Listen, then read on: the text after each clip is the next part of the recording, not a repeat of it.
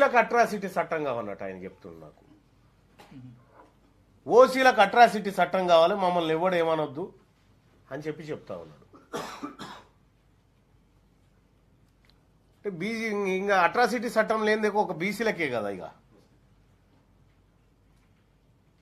అంటే మీ ఓసీలు వచ్చి మీ రెడ్లు వచ్చి మా మీద దాడులు చేయొచ్చు,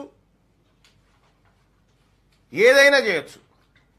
పొద్దున సిరిసిల్ల నుంచి ముదిరాజ్ సమాజం నా దగ్గరకు వచ్చింది. ఒక కార్యక్రమంలో భాగంగా వస్తే వాళ్ళు చెప్తున్నటువంటి ఒక మాట చాలా భయంకరంగా.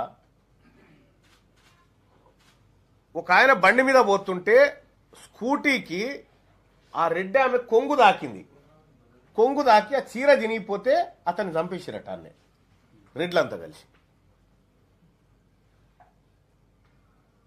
ఒకవేళ మేమే అట్లా చంపాలనుకుంటే ఈ భూమి మీద రెడ్లే ఉండకపోతుండే.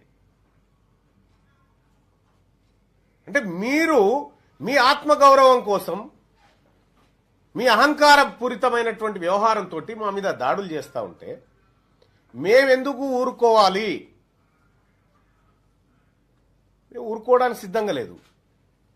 ప్రభుత్వం మాకు రక్షణ చట్టాన్ని తీసుకొచ్చే వరకు మా పందా బరాబర్ తెలంగాణ రాజ్యాధికార పార్టీ పందా ఏ రకమైనటువంటి బల ప్రదర్శనకైనా మేము సిద్ధం. నేను చూస్తూ ఊరుకోవడానికి సిద్ధంగా లేము.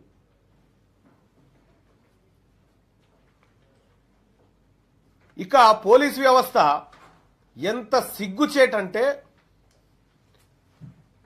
ఈ మల్లన్న జాతర ఘటనలో జరిగినటువంటి అంశాన్ని మీ ముందుకు తెస్తే ఇక్కడ ఉన్నటువంటి మా ప్రొఫెసర్లకు మా బీసీ నాయకులకు చెప్తా ఉన్నా.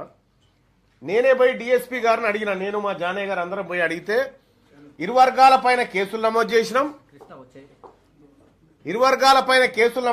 అంటే ఆ 2 ఎఫ్ఐఆర్ కాపీలు ఇక్కడదే అంటే ఒకటే ఎఫ్ఐఆర్ కాపీ తెచ్చాడు.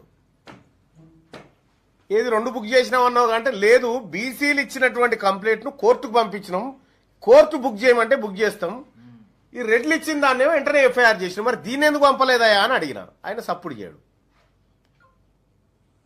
రెండో అంశం, ఎఫ్ఐఆర్ కట్టినావు. ఎవరు? రెడ్లు ఇచ్చిన పిటిషన్కి ఎఫ్ఐఆర్ కట్టినావు. ఏమని కట్టినావు? అందులో ఏం రాసినావు?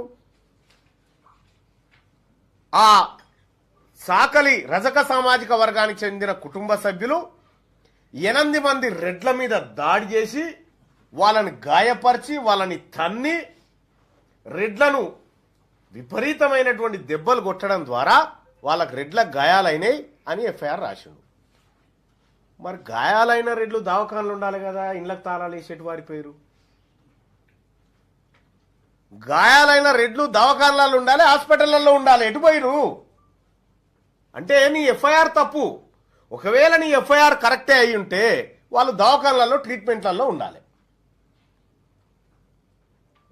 పోలీసు వ్యవస్థ చాలా దుర్మార్గంగా ఈ కేసును పక్కదారి పట్టించడానికి ఈ రెడ్ల కనుసన్నల్లో పోలీసు వ్యవస్థ నడుస్తూ ఉంది.